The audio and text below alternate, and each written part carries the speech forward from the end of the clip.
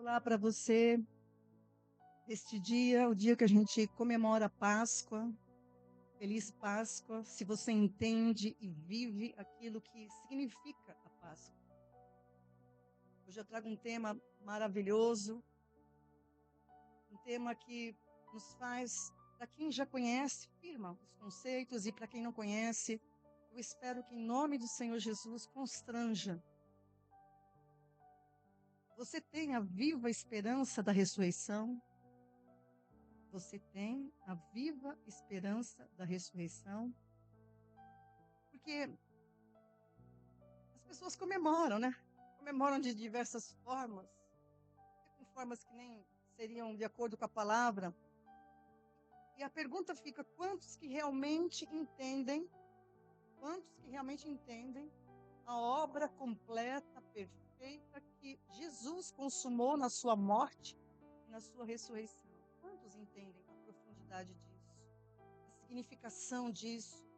O papel imprescindível que isso tem na minha vida, na tua vida, para sempre. Quantos têm a viva esperança da ressurreição? Porque esse é o grande diferencial, viu? Esse é o grande diferencial para todas as demais religiões que existem nesse planeta. Jesus, ele morreu fisicamente e ele ressuscitou fisicamente.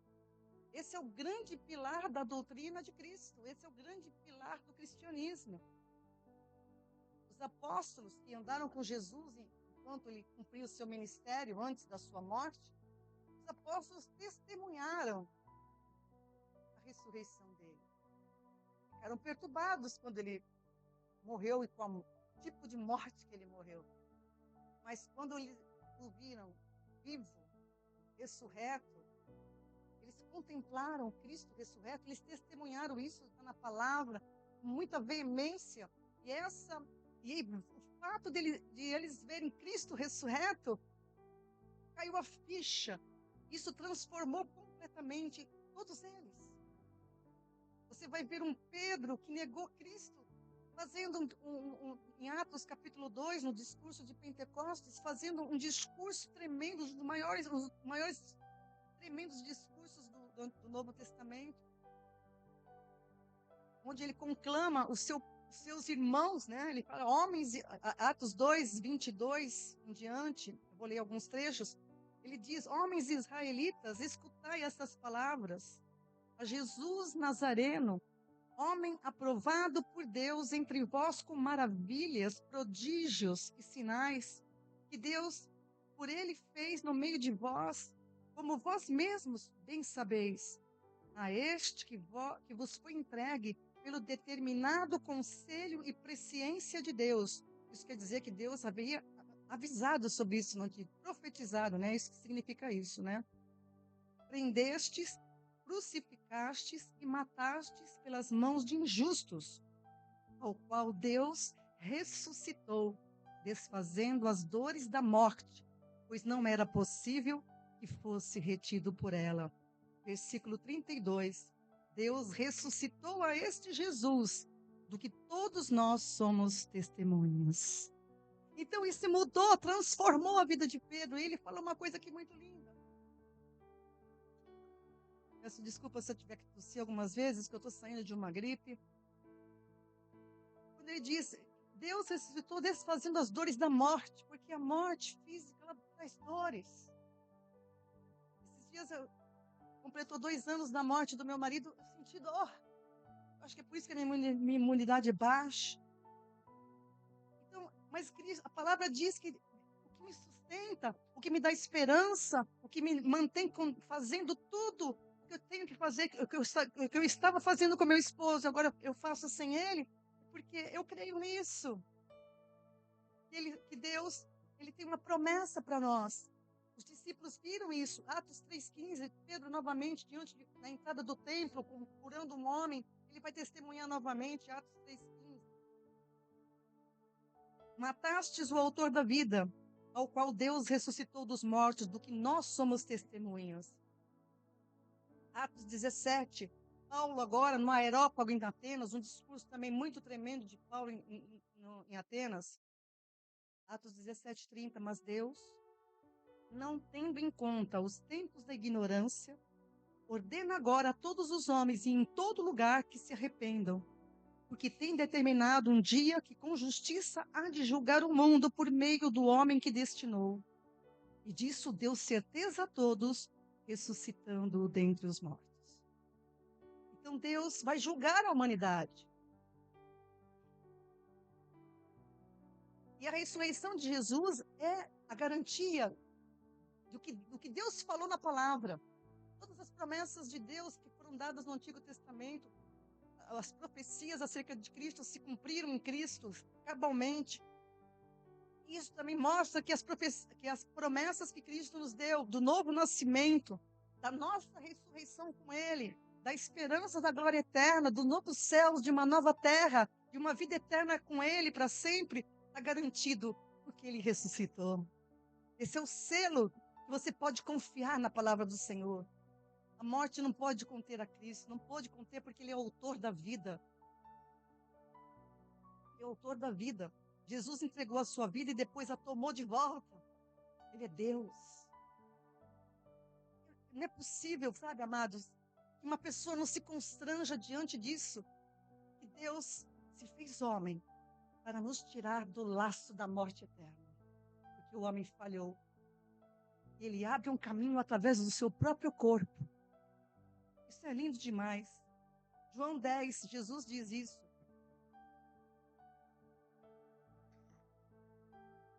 João 10. Por isto, o Pai me ama, porque eu dou a minha vida para tornar a tomá-la. Ninguém a tira de mim, mas eu de mim mesmo a dou. Eu tenho poder para dar e poder para tornar a tomá-la. Este mandamento eu recebi do meu Pai. Então ele tem poder. Né? O fato dele ter vida em si mesmo, o fato de Jesus ter vida em si mesmo, ele pode compartilhar com todos aqueles que creem. Ele compartilhou conosco, nós os que cremos, ele quer compartilhar com você, se você crer. Ele tem poder e autoridade. Ele morreu a nossa morte para que nós pudéssemos viver a vida que ele tem. Ele ressuscitou para que nós fôssemos justificados. Isso tudo precisa ser entendido à luz da palavra do Senhor. Se um homem, que foi o Adão, trouxe a morte, somente por um outro homem, sem pecado, que é o último Adão, Cristo, seria possível abolir a morte através do que ele fez, estabelecendo a vida. 2 Timóteo, capítulo 1, versículo 10, Paulo diz: que é manifesta agora pela aparição do nosso Salvador Jesus Cristo, o qual aboliu a morte e trouxe à luz a vida e a incorrupção pelo Evangelho. Aleluias! Jesus Cristo, escute bem isso, aboliu a morte. Essa morte que eu estou falando é a morte que separou o homem de Deus. É a morte que nos separou da glória eterna. E Jesus aboliu na sua morte, ele aboliu a morte, trazendo luz, a vida e a incorrupção pelo Evangelho. Por isso, creia no Evangelho de Cristo Jesus. Creia no Evangelho da morte da cruz. Creia no Evangelho da ressurreição. Creia e viva por ele, você que está me ouvindo. Sem morrer, não há ressurreição. Sem ressurreição, não há justificação. Jesus disse em João, em algum versículo que agora eu não me lembro, mas ele disse: o trigo, né, se não morrer, ele não produz frutos, mas se ele morre, ele produz muito fruto. E isso Jesus estava dizendo que ele precisava morrer. Romanos capítulo 4, versículo 5 diz: o qual por nossos pecados foi entregue e ressuscitou para a nossa justificação. O pecado de Adão, esse mundo foi tomado pelas trevas, mas pela morte de Cristo se abriu a perspectiva da glória, da luz, da vida eterna. Você pode ver isso? Você pode ver isso? Você pode glorificar a Deus por isso? É por isso que Cristo ressurgiu, amados, para que os que ressurgem com Ele sejam declarados justos. Então é preciso entender isso. Por que Ele teve que morrer? É que aqueles que nasceram em Adão morram com ele. E por que ele ressurgiu? Porque aqueles que morrem com ele ressurgem uma nova criatura pelo poder de Deus. Não é poder do homem, não é nascimento físico, é poder de Deus que gera uma nova criatura que é participante da glória de Deus agora, em comunhão com Deus eterno. É preciso morrer com ele. É isso que ele disse. Ele disse quando é preciso que você tome a cruz e siga após ele. Você precisa ser identificado no batismo da morte dele. Eu não estou falando apenas do batismo nas águas. Tem gente que se batiza nas águas e não entende o que significa isso. É preciso se batizar na morte dele. Como? Entendendo, recebendo. Eu compreendi, Senhor, eu estou morta contigo. Eu sou uma nova criação. Por isso que para nós, os cristãos, a Páscoa ela começou no Antigo Testamento por uma determinação de Deus para que o povo celebrasse a libertação do povo judeu da escravidão do Egito. Olha a linguagem. Libertar o povo da escravidão e conduzi-los a uma terra prometida. Para nós, a Páscoa adquiriu um novo sentido, porque um novo e vivo significado, né? Celebramos a passagem, Deus nos tirou da escravidão do pecado, da morte eterna, para a vida eterna. Celebramos o poder da vida do Senhor sobre a morte. Aleluias, aleluias. Você tem essa viva esperança da ressurreição? Pergunto novamente, porque isso é imprescindível. E o tempo enquanto você respira pelas suas narinas. Essa é a promessa de Deus para aqueles que creem no seu Filho. Porque Ele vive, eu posso crer no amanhã. Como está escrito em 1 Coríntios capítulo 6, 14. Deus ressuscitou o Senhor e também nos ressuscitará pelo seu poder. Você crê? Diga, eu creio. 2 Coríntios capítulo 4, versículo 14. Sabendo que aquele que ressuscitou o Senhor Jesus também nos ressuscitará com Jesus e nos apresentará juntamente com vocês. Aleluias! Agora, a morte, ela é dolorida, ela separa, ela causa, né, sofrimento, mas a promessa do Senhor é essa: aquele que ressuscitou também nos ressuscitará e vai nos apresentar todos juntos, para todo sempre, num plano que não está fora da nossa dimensão, num plano que não pertence ao entendimento agora humano, que é dado vislumbres pela palavra, mas quando a gente tem o Espírito de Deus, a gente consegue vislumbrar a grandeza e a glória deste reino. Nós, os que cremos, amados, somos bem-aventurados. Você que crê é bem-aventurado se você crê. E olha, como disse Jesus em Apocalipse 1:3, o tempo está próximo. O tempo está próximo de que Ele cumprir tudo isso. Então é maravilhoso. Feliz Páscoa, se você entende isso. Feliz Páscoa para você, meu irmão. Porque você vive, você é essa promessa viva do Senhor. Feliz Páscoa. Mas tem algumas coisas que, é isso que eu quero me atinar um pouquinho agora. Algumas afirmações que é bem típica dessa época, né? Que se comemora a Semana Santa. Afirmações acerca do momento que Jesus estava na cruz. Precisam ser analisadas, amados. Eu vou dizer para você, eu tenho falado isso nas quartas-feiras no nosso discipulado de igreja, mas eu falo para você que a gente precisa aprender a ouvir as coisas, de julgar. Para de receber as coisas, engolir tudo, porque vai te dar congestão espiritual. Então, tem muitas coisas faladas acerca de sermões. É só essa semana eu vi pelo menos 2 rios de pastores famosos falando acerca coisas desse tipo assim, ó, afirmações desse tipo. Por Jesus levar sobre si o pecado da humanidade na cruz, Deus não suportou e virou as costas para o seu filho na cruz. Então, falam que Deus, naquele momento da cruz, Deus virou as costas para Jesus. O que Deus abandonou, né? A expressão mais usada é que Deus abandonou naquele momento, porque Jesus estava carregando sobre si o pecado da humanidade. Porque naquele momento ele foi rejeitado por Deus. E essas afirmações eles fazem em cima desse versículo de Mateus. Uma das frases que Jesus falou na cruz. como a gente precisa entender. Quando você entender isso, você vai louvar o Senhor. Porque o verdadeiro entendimento, ela traz libertação, traz alegria, traz gozo, traz força. A narrativa de Mateus, no capítulo 27, eu vou especificar o 46, Jesus estava crucificado. Ele vai falar incrivelmente, milagrosamente, ele vai falar frases que seria, qualquer médico pode me contestar, mas é impossível que ele falasse essas frases por causa do sofrimento atroz que ele estava sofrendo. Ele já quase não tinha mais ar nos pulmões, pelo tipo da morte, expressar palavras, uma palavra só ou outra, mas ele expressou frases.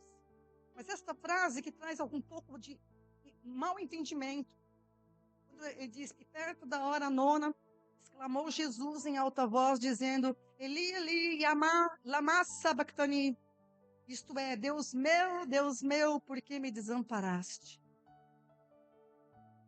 A maioria das Bíblias, que por anotação, se você tem Bíblia de estudo, para de usar Bíblia de estudo e usa uma Bíblia com concordância. Né? A maioria das Bíblias de estudo, as notas explicativas, fala que nesse momento Jesus se sentiu abandonado. Será que Jesus se sentiu abandonado, amados? Como entender essa expressão dele? E como é que se ensina isso? Que Deus desamparou seu filho no momento que ele estava cumprindo a vontade dele. Que antagonismo pode ser esse? Esses comentários, eles fazem referência correta, citando o Salmo 22, que a gente vai ver. Jesus estava citando, na verdade, o Salmo 22, versículo 1.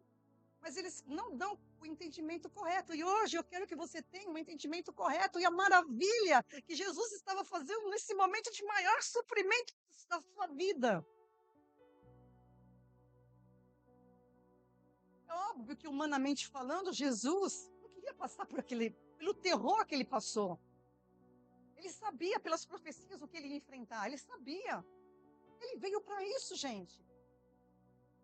Momentos antes de ser preso, lá no Getsemane, a gente sabe dessa história, ele estava ali, pediu para os discípulos orarem, ele mesmo clama ao Pai. A palavra diz que ele estava com profunda angústia e tristeza, profunda, ele suava sangue. Ele sabia do terror. Aí eles pregam, porque ele sabia que Deus ia se afastar dele. Não. Nada disso. É falta de entender o caráter de Deus, é falta de entender o espírito da palavra como um todo. É óbvio que ele clamou, indo um pouco adiante. Ele prostrou sobre o seu rosto, orando e dizendo, meu Pai, se possível, passa de mim este cálice. Todavia, não seja como eu quero, mas como tu queres. E ele vai repetir essa oração por 3 vezes.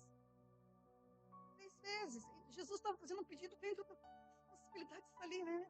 Ele era um homem, isso mostra, em primeiro lugar, que ele era um homem, ele não era um anjo, ele não era doutrinas heréticas por aí. Jesus Cristo, homem, como eu e como você, ele sabe o que é padecer, ele sabe o que é sofrer, ele sabe o que significa isso. Então ele tinha sentimento, ele tinha desejo. E ele sabia o que ele ia padecer, amados, mas ele estava muito convicto da sua missão. Ele foi até o fim. Ele foi até o fim. Ele permaneceu na sua missão. Ele disse em João 6, 38 e 39.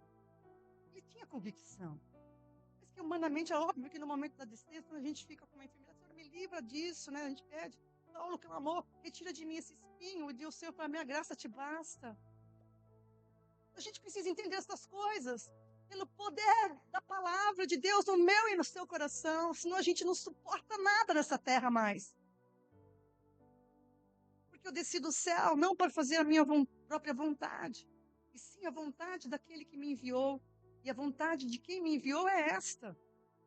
Que eu não perca e nenhum eu perca de todos os que me deu. Pelo contrário, eu os ressuscitarei no último dia. Então ele foi o que motivou ele, mesmo ali agonizando, mesmo sofrendo. O que motivou ele? Não, é por mim, é por você. É por você, é por todos que ele está, agora são a glória dele. É por você que ainda não entendeu e que ele fala e que tem clamado: ouça a minha palavra. Busque entender a minha palavra pelo espírito dela e não pelo espírito do homem. E a morte de cruz realmente era a morte mais cruel, mais terrível que existia naquela época, porque era uma pena que os romanos costumavam aplicar a criminosos. Tem mais essas ainda. Jesus foi morto como um criminoso. Isso não te constrange? Isso não faz com que você se renda, sabe? Com o seu orgulho, a sua soberba. Não, eu sei a minha doutrina, a minha religião. Meu Deus, o homem não tem mais desculpa diante de Deus. O homem não tem mais desculpa diante do Pai. Aqueles momentos que Jesus enfrentou eram tenebrosos, um sofrimento indescritível. De vergonha, desprezo por parte dos seus, do seu povo. Como profetizou Isaías cerca de 700 anos antes, Isaías 53:3. Era desprezado e o mais rejeitado entre os homens, homem de dores, e que sabe o que é padecer. E como um de quem os homens escondem o rosto, era desprezado e dele não fizemos caso. Quando a gente tem convicção da missão que a gente tem, amados, a gente não desiste diante das oposições. Por isso que eu digo, se você é filho de Deus, se você é um crente em Cristo Jesus de verdade, não desiste. Não, você sabe a missão que você tem. Você sabe o que você tem que fazer. Você sabe que se você não sabe, você precisa conhecer o Senhor primeiro, para então depois fazer o que Ele quer que você faça.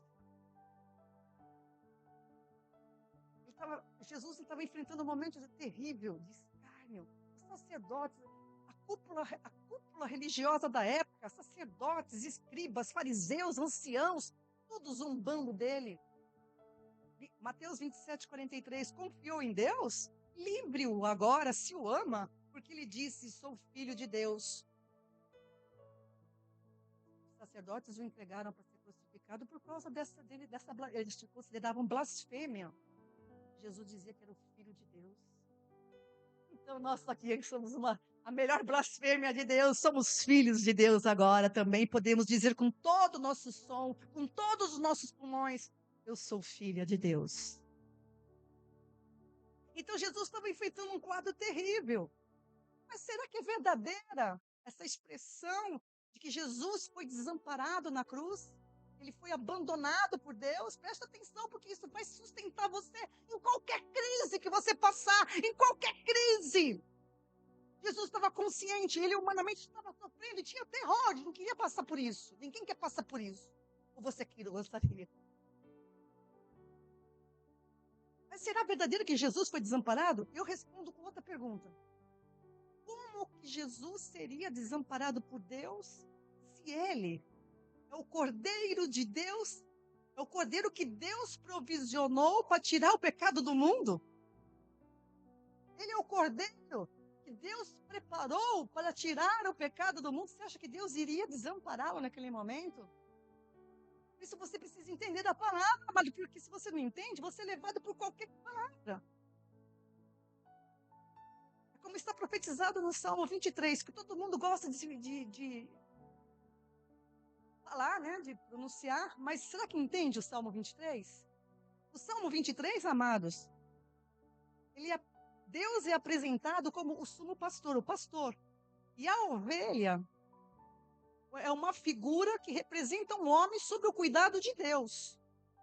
No Salmo 23, Deus é o pastor. E a ovelha aí é Cristo. O Salmo 23 é uma profecia para Cristo. E essa ovelha, o que ela declara no Salmo que todo mundo fala? O Senhor é meu pastor e nada me faltará.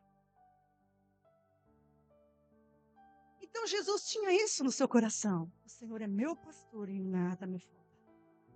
Então nos momentos mais tenebrosos da sua vida, confesse isso. Se você crê no Senhor, diga, o Senhor é meu pastor e nada me faltará. Justamente a ênfase do Salmo 23 está no cuidado de Deus do sumo pastor com essa ovelha que seria entregue como cordeiro. O Salmo 23 tem uma interpretação completamente diferente do que muitos entendem. Qualquer dia eu trago essa mensagem de volta. Já preguei aqui na igreja uma vez, mas é bom trazê-la várias vezes, porque ela traz uma conotação muito linda do cuidado de Deus com uma ovelha específica. Por isso que fala, o Senhor é meu pastor. É nosso pastor, é meu, porque é dele. Jesus, ali naquele momento, seria dele.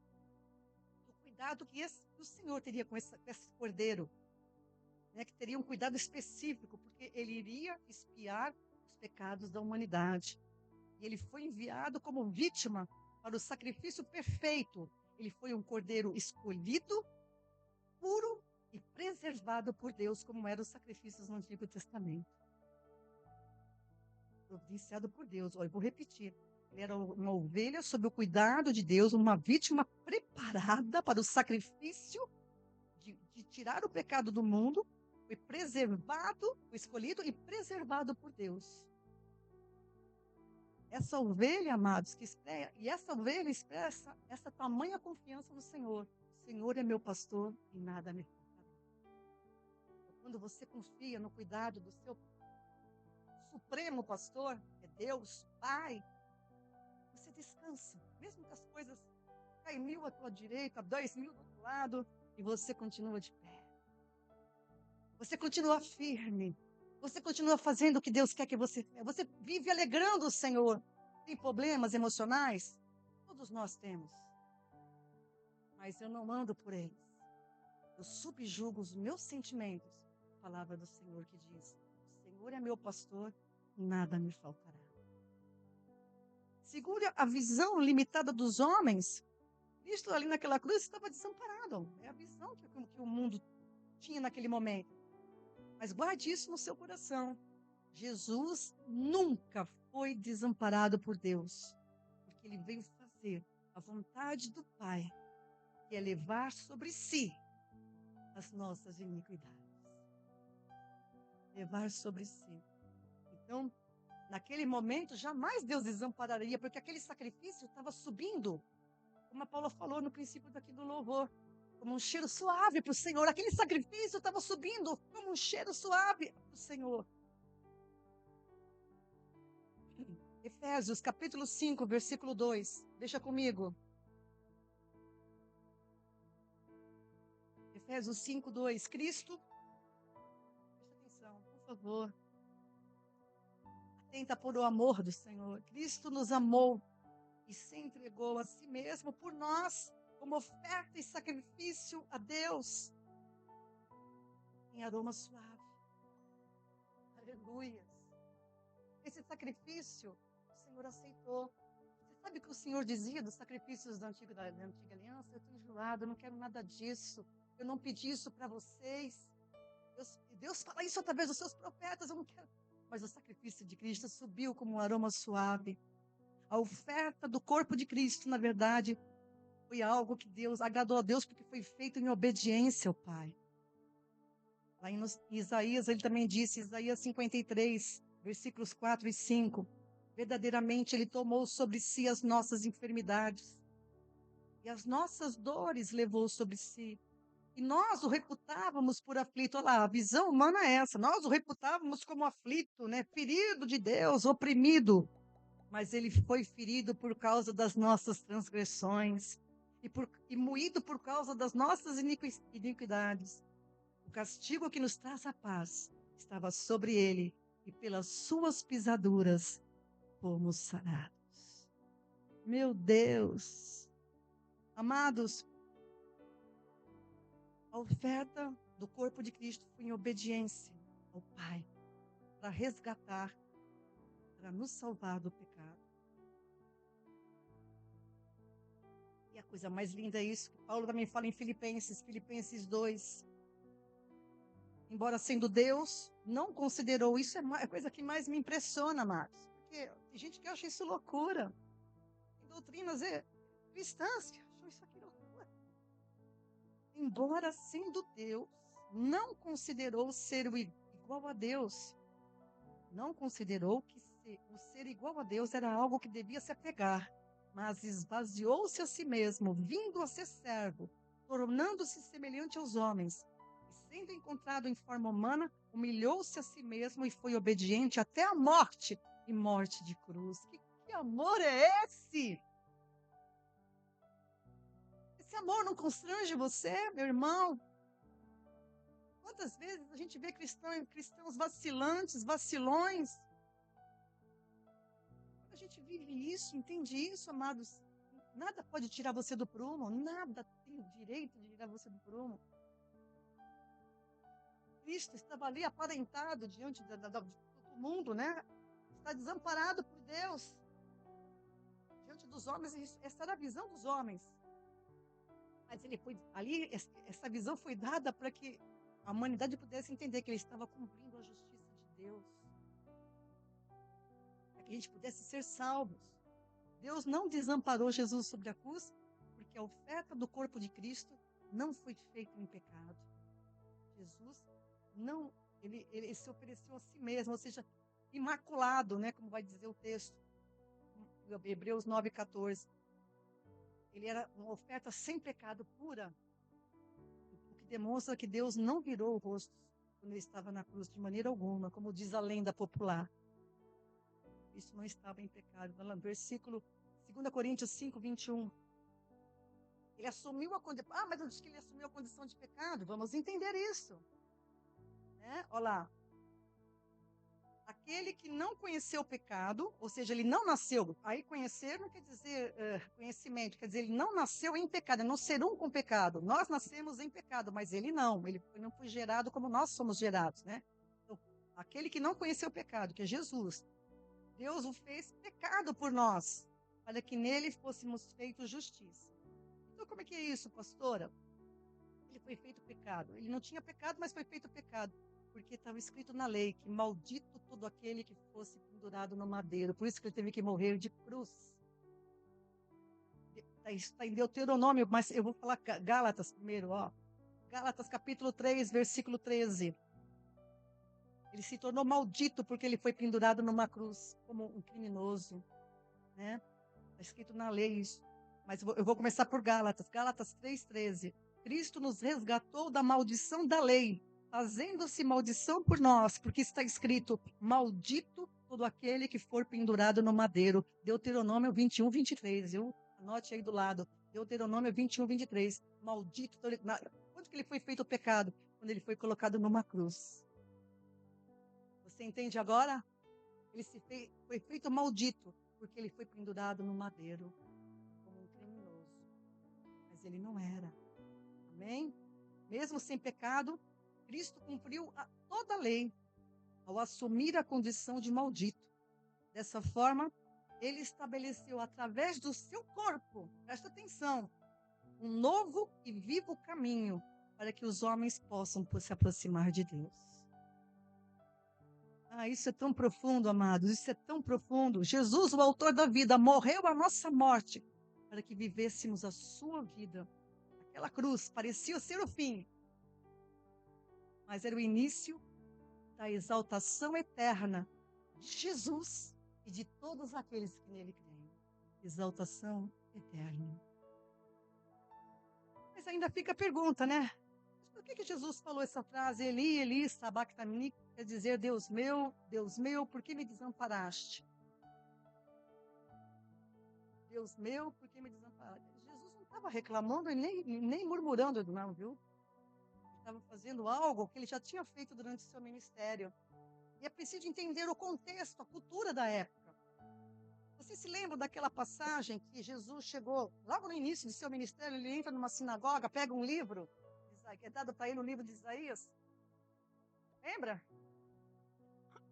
Isaías 61, ele é dado, né? Ele abriu o livro e começou a ler: o Espírito do Senhor é sobre mim, pelo que me ungiu para evangelizar os pobres, enviou-me a curar os quebrantados de coração, a pôr em liberdade os cativos, restauração de vista aos cegos, pôr em liberdade os oprimidos e anunciar o ano aceitável do Senhor. Aí ele fecha o livro e senta-se e diz: essa palavra está se cumprindo hoje diante dos vossos olhos. Então, quando ele fez isso, na mesma forma, ele estava citando um texto que, na mesma forma, quando ele clama na cruz,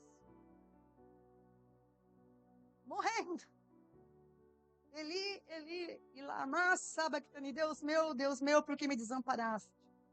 Ele estava citando um trecho do Salmo, o versículo 1, o Salmo 22, porque naquela época era muito comum memorizar tudo. Então, quem conhecia a palavra mesmo, quando ele pronunciou, lembrou do que diz o Salmo 22. Eu gostaria, por isso que eu estou correndo um pouquinho, porque eu quero que você veja como estava se cumprindo tudo na vida dele. O povo que entendia, quando ele clamou, Eli, Deus meu, por que me desamparaste? O povo já relacionou com o Salmo 22. Mas quando você lê o Salmo 22, eu quero que você guarde, leia o Salmo 22 inteiro. Então, o que Jesus estava fazendo? Ele demonstrou que aquele trecho estava se cumprindo totalmente na vida dele. Aquele trecho estava se cumprindo. Porque quando o povo ouvia um versículo, como eles memorizavam tudo, eles lembravam de todo o texto.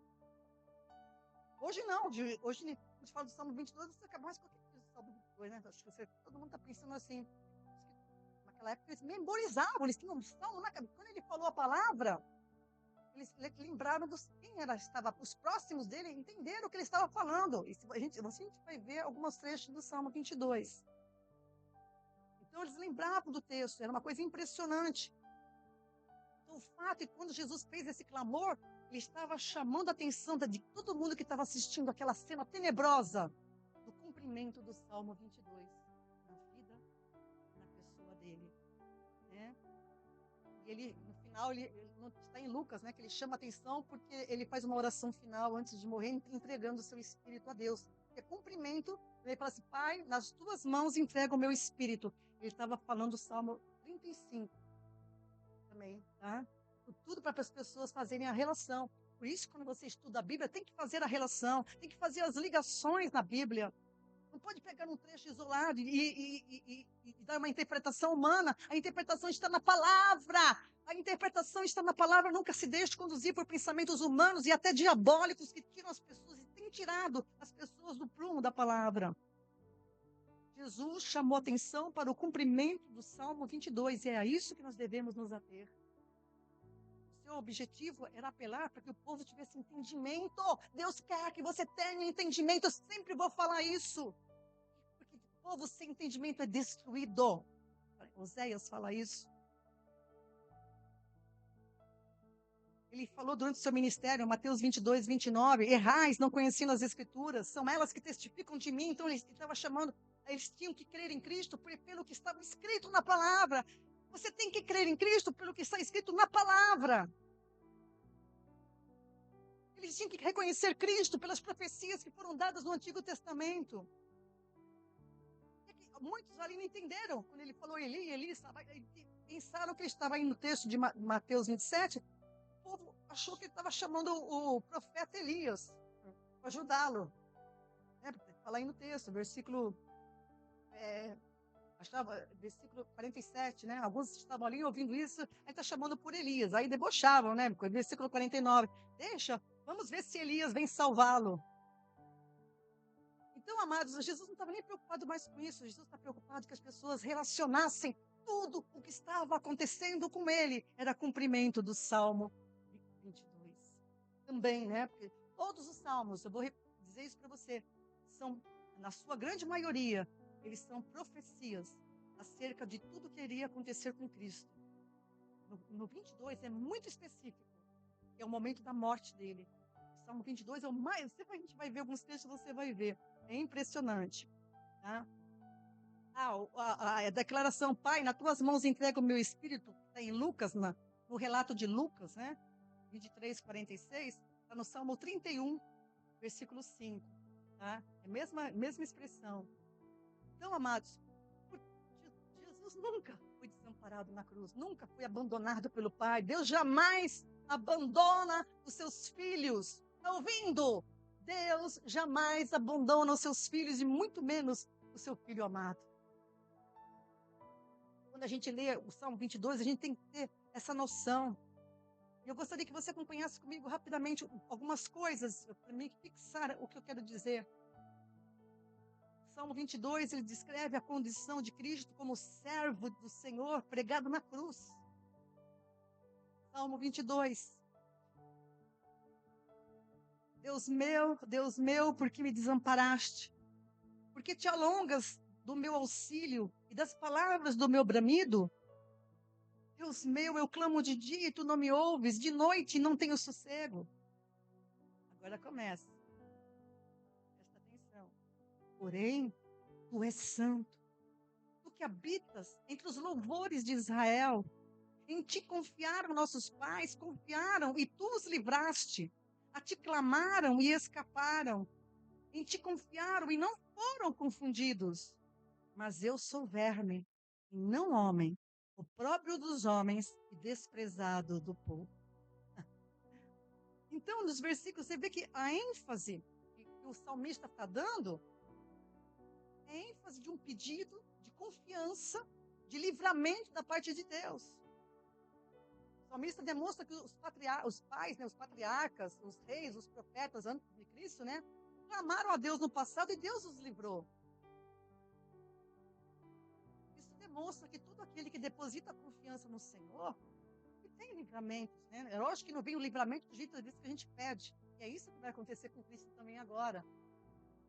O que aconteceu com Cristo que ele clamou e não foi atendido?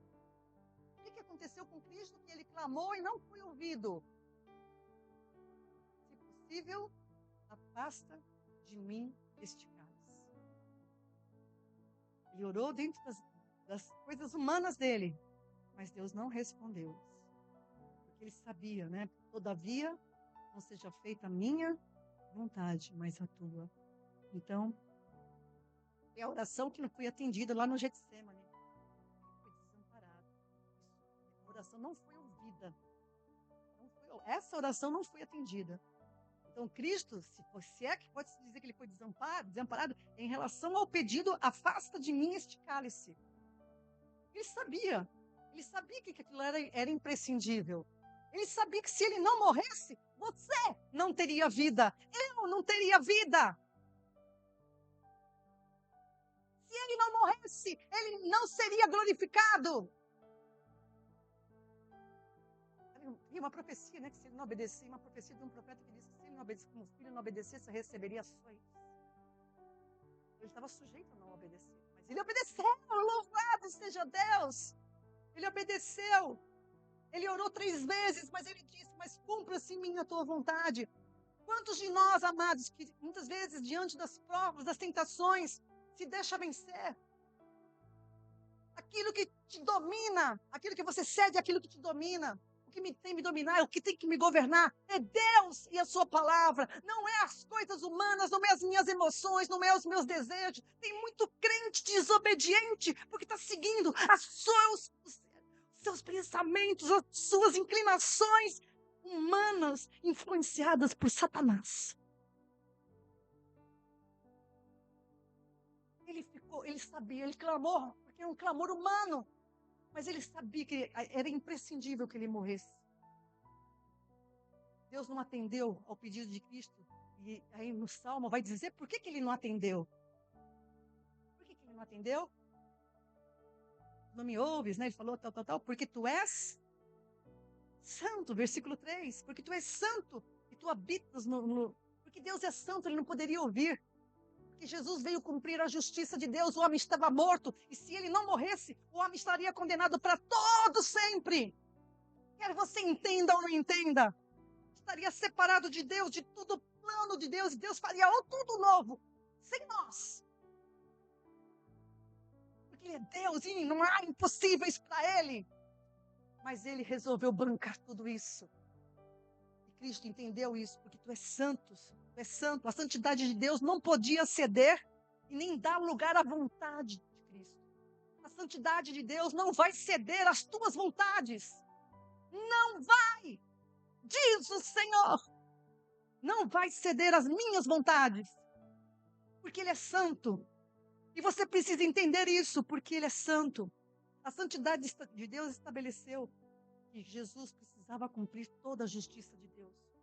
Ele morreu para que eu pudesse morrer com Ele, pelo poder de Deus, ressuscitar com Ele uma nova geração, a geração de reis e sacerdotes, conforme a imagem do Filho dele. Jesus estava cumprindo toda a justiça de Deus. Enquanto os pais não foram atendidos, os pais, né, que ele falou, foram atendidos, escaparam, Cristo assumiu a condição de verme, de opróbrio dos homens. Está no versículo 6. Por causa da condição de opróbrio dos homens, Jesus teve alongado de seu auxílio divino. Mas o auxílio não veio, mas não conforme as palavras do bramido de Cristo. O auxílio veio, mas não conforme as palavras do bramido. Então, quando você estiver clamando algo, pode ser que o Senhor não responda de acordo com o teu pedido, mas Ele vai responder, porque Ele é Pai. Ele é Pai. Ele é santo e vai responder de acordo com a vontade dEle, não a tua. Se é que você confia que Ele tem pensamentos de paz e não de mal para você. Se é que você confia. Se é que você que confia que está me ouvindo. Então, o auxílio de Deus não veio conforme as palavras de Cristo. Ah, Senhor, passa de mim esse cálice. Não veio sobre isso. Isso aparentava estar desamparado por Deus diante dos homens para que a justiça de Deus fosse estabelecida. Aleluias. É um equívoco também entender que a salvação se deu porque Cristo ofereceu-se como sacrifício. Não. A salvação se deu pela obediência de Cristo. A salvação não veio porque Cristo se ofereceu o corpo dele para sacrifício, não. A salvação se deu pela obediência de Cristo, que foi segundo a vontade do Pai. Ele então derrama a sua alma na morte. Compreendem isso? Jesus obedeceu ao Pai. Aquilo que ele padeceu, ele mostrou a sua obediência. Primeiro porque ele veio substituir a desobediência de Adão. A gente já tem falado isso em mensagens anteriores, né? A obediência de Cristo substitui a desobediência de Adão. E era preciso isso. Um homem sem pecado ofendeu a Deus, desobedecendo. Outro homem sem pecado precisava obedecer a Deus até a morte. Para levar a nossa morte nele. Entendeu a lógica? A obediência de Cristo substitui a desobediência de Adão. A carne de Cristo se tornou o novo e vivo caminho de livre acesso a Deus, através da morte e da sua ressurreição. O que falta? É eu e você crer. O que falta? Você crer.